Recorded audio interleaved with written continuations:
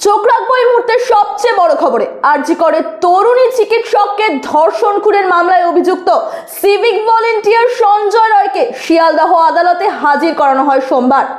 তার গলার শট চাপা দিতে আদালত চত্বরে গাড়ি চাপড়াতে দেখা গেল কলকাতা পুলিশ কর্মীদের, সঙ্গে বাজানো হলো প্রিজন ভ্যানের হর্ন, যার ফলে সঞ্জয়ের কোনোই কথা আর শোনাই যায়নি। শিয়ালদহ আদালতে পুলিশের এই আচরণ মনে করিয়ে দিচ্ছে 11 বছর আগের কুণাল ঘোষের কথা। প্রসঙ্গত সারদা আর্থিক কেলেঙ্কারি মামলায় গ্রেফতার করা হয়েছিল কুণাল ঘোষকে।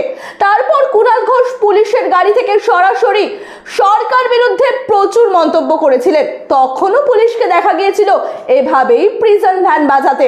তবে কি পুলিশ ইচ্ছা করে এমন কিছু করলেন যাতে তার কোনো বক্তব্য শোনা না যায়? এমনই বিভিন্ন খবর জানতে চোখ রাখুন আরবি নিউজের পর্দায়। লাইক, শেয়ার এন্ড সাবস্ক্রাইব করতে ভুলবেন না।